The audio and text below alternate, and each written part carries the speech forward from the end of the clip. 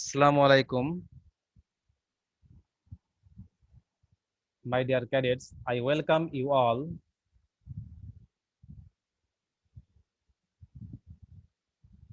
It's a very critical moment to you where the COVID-19 has dispersed everywhere in our country and also all over the world. So be safe and sound and stay your home. Don't go anywhere, however you excellent are.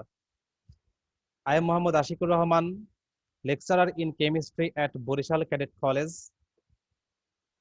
Today I am going to start my lesson on chapter 7, which is chemical reaction.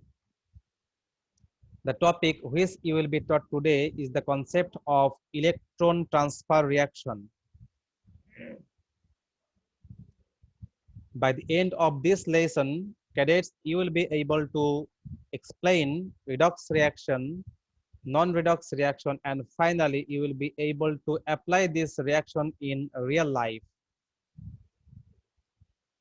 First of all, electron transfer reaction, depending on the electron transfer, reactions can be divided into two types, redox reaction and non-redox reaction. First of all, I have to discuss the redox reaction. Redox, the word redox comes from two simple words, read and wax, where the read comes from the word reduction and wax comes from the words oxidation. So we can say that the redox means the oxidation reaction. First of all, I have to define what is oxidation. Oxidation is the reaction in which donation of electron takes place. As for example, when sodium donates one electron and forms sodium plus ions, here donation of electron has taken place. That's why this reaction can be considered as oxidation reaction. On the other hand, what do you mean by reduction reaction? Do you guess anyone, boys? Here, reduction is the reaction where exception of electron takes place. As for example, when chlorine atoms accepts one electrons and forms chloride ions, hence exception of electrons has taken place. So that's why this kind of reaction is called redox reaction. Now, we have to move some example of redox reaction.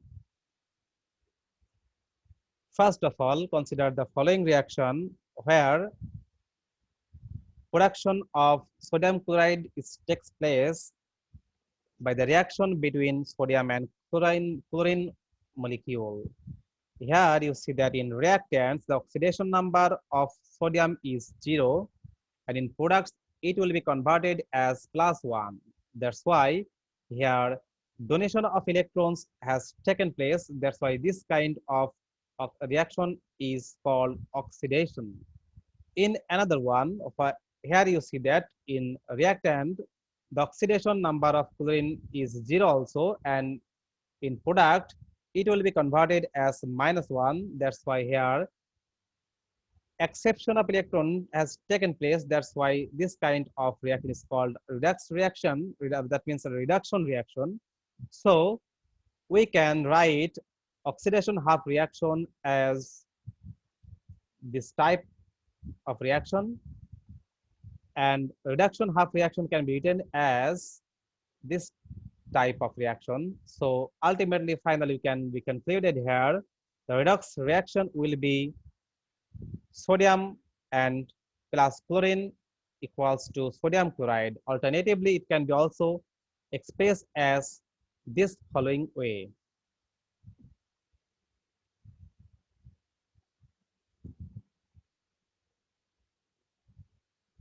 This is the another one example where production of water molecules takes place by the reaction between hydrogen and oxygen molecule.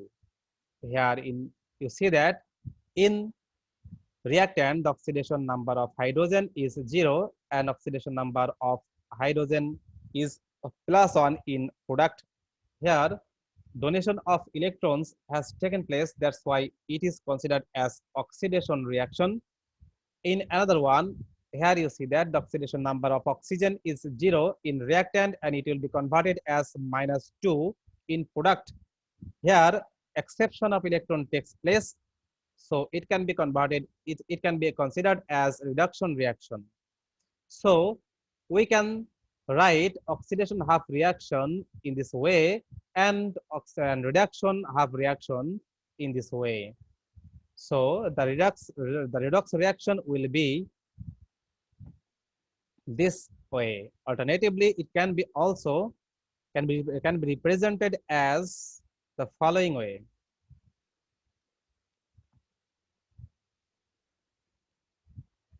Now the next one, where here you see that is the reaction between zinc and copper sulfate, and here zinc sulfate and copper is the product. Here the oxidation number of zinc is 0 in reactant, and when it is converted as product, then the oxidation number of zinc converted as +2. Here donation of electron takes place. That's why it is considered as oxidation reaction. And in another one, where here you see that the oxidation number of copper in reactant is +2, and in product it is converted as 0. That's why here the exception of electron takes place. That's why it is considered as reduction reaction. Here you see that the oxidation number of sulfate remains same in reactant and products. That's why sulfate undergoes no oxidation or reduction reactions. So it can be written as oxidation half reaction in this way, and reduction half reaction can be expressed as in this way. So the redox reaction will be this way. Now the next one, where phosphorus pentachloride is produced by the reaction between phosphorus trichloride and chlorine molecule. Here, the oxidation number of phosphorus in reactant is +3, and when it is converted as product, it will be converted as +5. Here, donation of electron can take place. That's why it is considered as oxidation reaction. And in another way, here you see that the oxidation number of chlorine is 0 in reactant, and it will converted as -1 in product. That's why here you see that exception of electron has taken place. That's why it is considered as reduction reaction. So the oxidation half reaction will be this type of reaction, and the reduction half reaction, it may be expressed as this type. Now some other type of redox reaction can be discussed here, which is addition reaction, decomposition reaction, substitution or displacement reaction, or combustion reactions. All of these reactions are considered as redox reaction, because in each reaction oxidation number changes. Now the non-redox reaction. Non-redox reactions are the reactions where oxidation number remain not changed, that means remain same in reactants and products. This reaction is two types: neutralization reaction and precipitation reaction. First of all, I have to discuss the neutralization reaction. This is the reaction between acid and base called neutralization reaction. Here you see that sodium hydroxide and hydrochloric acid reacts with each other and forms sodium chloride salt and water molecule. And in this stage, 157.3 kilojoule per mole heat is produced in this reaction. The second one, where the potassium hydroxide reacts with nitric acid and form potassium nitrate salt and water. Here also you can see 57.34 kilojoule per mole heat is produced in this case. And the third one, here you see that when 2 moles of sodium hydroxide reacts with 1 mole of sulfuric acid, then 2 moles of water molecule is produced, and here also 57.3 kilojoule per mole it is produced in here. That means we can say that when the reaction happens between strong acid and strong base, in every case water is will be the main product, and in each case the value of del H will be the same. That's why a question is appeared in your examination here, why strong acid and strong base reactions remains constant heat. That means why the value of del H remains constant when strong acid and strong base reacts with each other. Analyze it. This type of reaction is very important. This type of question is very important to upcoming examinations. Now, the precipitation reaction. Precipitation reaction is the reaction where two salts reacts with each other and forms another salt which is precipitated at the bottom of the container. Here, consider the first reaction where barium chloride salt solution reacts with sodium sulfate salt solution and produced barium sulfate salts as solid state, which is precipitated at the bottom of the container. This reaction is called precipitation reaction.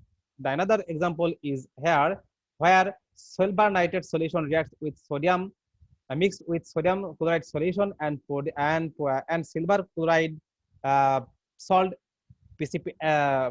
is produced as precipitated at the bottom of the container. This reaction can also be written as this kind of reaction. Here you see that only silver plus ion and Cl minus ion reacts with each other and form silver chloride salt as precipitated at the bottom of the container. Now, the topic's tolerance reagent. Do you think what is the definition of tolerance reagent? Silver nitrate solution in basic medium is called as tolerance reagent. It can be prepared by the following reaction. When silver nitrate solution reacts with sodium hydroxide base, then silver hydroxide and nitric acid is produced. Here, silver hydroxide dissociates and silver oxide is formed.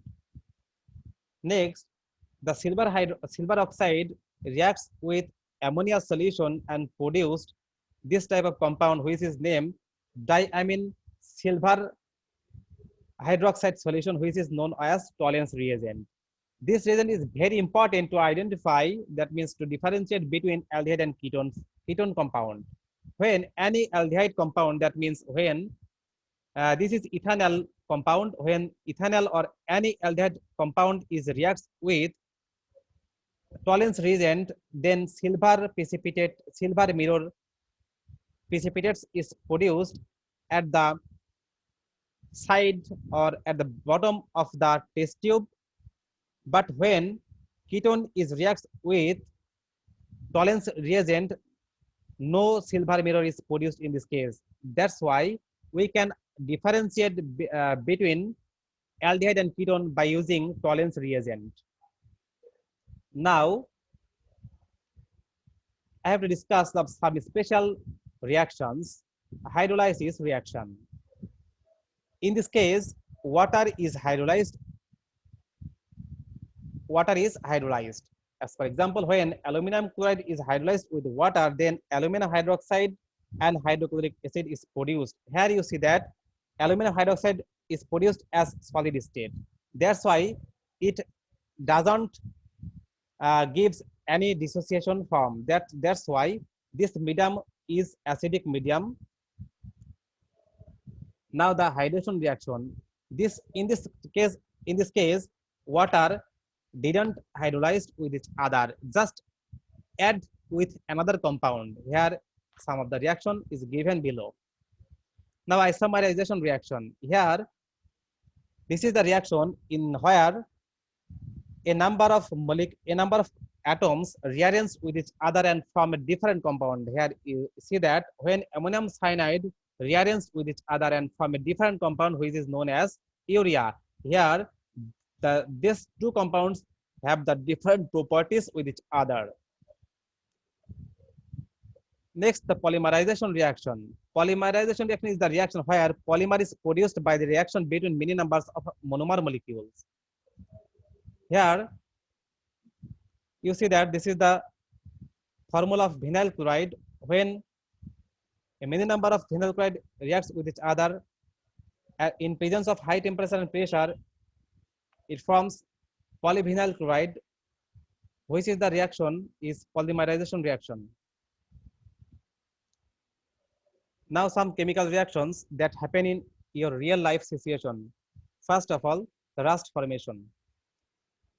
When iron is exposed in open air, then the iron is reacts with water and oxygen, and it converts to ferric hydroxide. Then it will convert and it will dissociates into hydrated ferric oxide, which is known as rust. And then to remove acidity, when acidity is increases in our stomach, then we can use antacid tablet which contains aluminum hydroxide and or magnesium hydroxide. Here, neutralization reaction has been taken place and water and salt is produced. That's why in this case we can remove acidity in our from our stomach. Now, the Le Chatelier's principle. Here is the definition of Le Chatelier's principle. If a change is imposed on the state of a system at equilibrium, the system adjusts to reach a new equilibrium state. In doing so, the system undergoes a spontaneous change that opposes in the imposed change.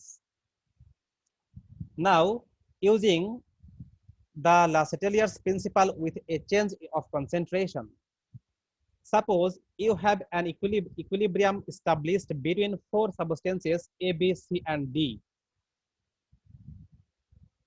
When what would happen if you change the conditions by increasing the concentration of A? Here, if you increase the concentration of A, then the equilibrium shifts from left to right, and the product will be more and more. And if you decrease the concentration of A, then the products dissociates more and more and forms reactant, and in this case, the equilibrium shifts from right to left. Now, using the Le Chatelier's principle with a change of pressure, this only applies to reactions involving gaseous type reaction. Here you see that in reactants, the total number of moles is 3, and in products, the total number of moles is 2.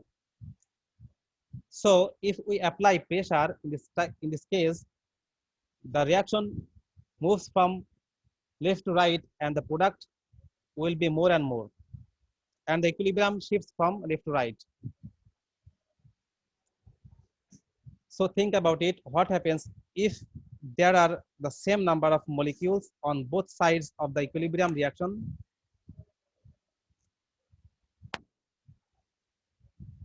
Now, think about what would happen if you change the conditions by increasing the temperature.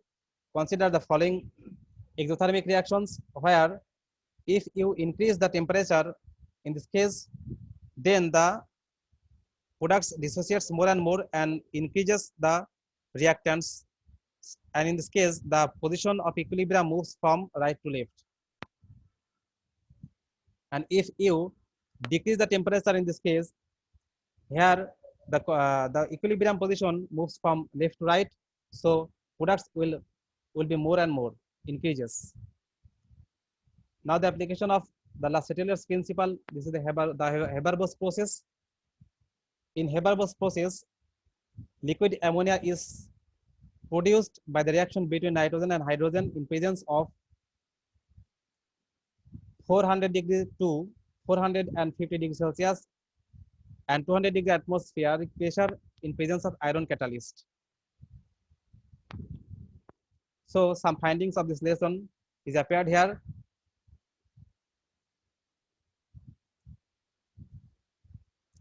Now the home task for you. Here is the some questions which is very important to incoming examinations. which you can solve by using the following lectures. This is another one questions.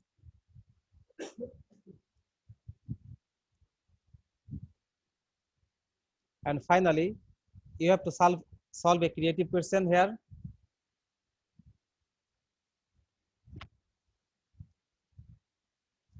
This is another one creative question where it includes the Haber-Bosch process. And by using the system, you can solve the following questions.